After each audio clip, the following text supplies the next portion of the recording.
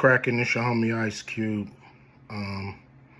Just wanted to address a few things. Everybody been checking out the internet. My man Katt Williams. First of all, I just want to say, we shot that movie over 20 years ago. So, people have different perspectives, and it's been a long time. I also want to say, every comedian that I've worked with, every comedian that I've put in a movie, I only put them in the movie because I thought they was funny. I thought they was perfect for the part.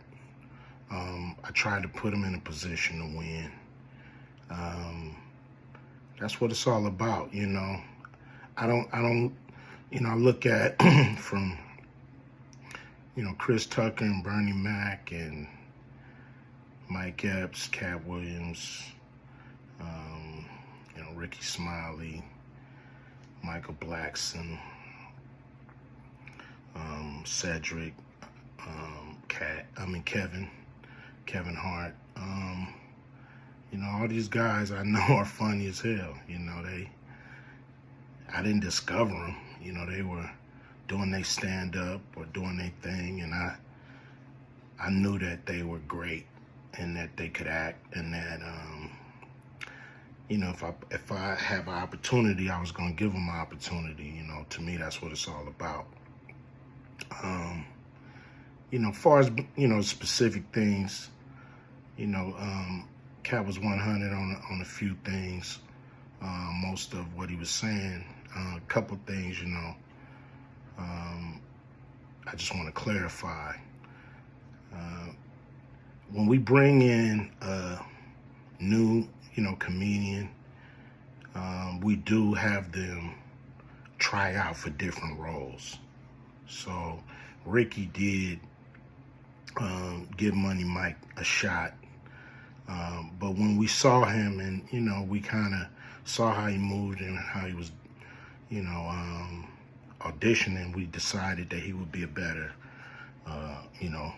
Santa Claus, which was, to me, the perfect casting. When we saw Mike, damn, I call him Money Mike. When we saw Katt, when I saw him, I just knew that he was perfect for Money Mike. And, Katt, said he wrote his role, which, the role was written, but he enhanced it. This is why Katt was so dope in the movie. Money Mike had a small role, about as big as the Santa Claus role, but when we start filming, he was giving us such magic that we kept expanding his role and giving him more to do because he was on point. When we shoot these movies, for one, the scripts are fire, or they wouldn't even do it. The scripts are laugh out funny. But we shoot the script, but once we get what we need from the script, we let the comedians ad-lib, riff, play with the words, do their thing. We give them a take where they can, or 2, 3 takes where they can go off and do what they feel. Sometimes it makes the movie, sometimes it don't. When somebody gives you jewels, you want to try to make sure that makes the movie. So in the movie, there's second thing I want to clear up. I would never shoot a rape scene in a movie, especially like Friday, where you actually see this happening on camera. That ain't my style. If you check out any of my movies, they not raunchy. We did a movie called Players Club where the subject matter was a little raunchy, but for the most part, even that, we left it to your imagination. So the only reason that kind of stuff was in the movie is because you have 3 villains in Friday After Next. You have Santa Claus stealing presents. You have Damon, just got out of prison, sweating. Craig and Day for the rent money. And then you have Money Mike, a pimp that treats his woman, like a property. So Craig is always fighting the villains in the movie, from the Joker brothers to Debo. And so we already had Craig fighting Santa Claus. And the only real way to get rid of the other two villains was to have them go against each other. And the plier joke was always in the script. It was never, we would never ever show that. That's not my style if you look at any of my movies. So, that was never a discussion. We, at that point in everybody's career, we would listen to a certain extent, but we wasn't gonna change the movie for any actor. We do what we feel, and if it was a rape scene, it would have been in the movie. There was no reason not to shoot it.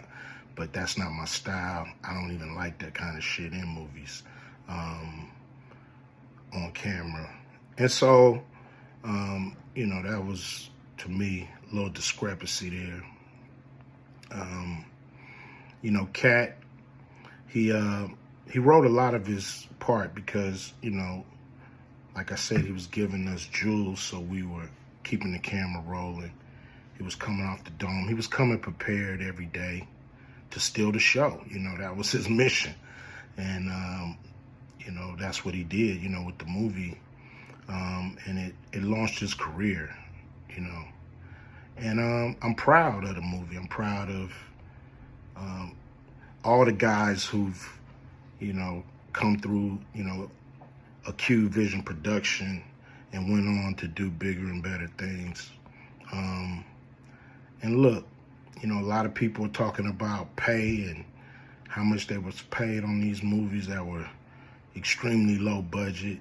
Most of these guys work a couple of days, and when you're doing a movie, there's over 100 people working on the movie that need to get paid. Most of them got to get paid every day. And there's pre-production and post-production. Even after you finish with the actors, you got to pay editors and sound people. And my movies are all about quality, so most of the money go up on the screen. I'm not giving you no bullshit. I'm not giving you no low budget, shit you can laugh at because it's so cheap. So, we try to put all the money on the screen. And so any actor that's mad at what they got paid, just look at what you was doing. Look at where your career was at the time. Take a look at where it is now. And Friday has something to do with that, I believe. And I put a lot of people in movies, but they ain't never put me in a movie. So you could take that for what it's worth. You know what I'm saying? I've given a lot of these guys opportunities. And I still act, so I'm waiting for a call. I ain't got to produce everything or write everything. I got love for all the comedians that I've worked with. Got, much love for Katt. He spoke up for me a lot. And I just wanted to be clear and clarify some things. And shit, man. I hope y'all have a good 2024. Yeah.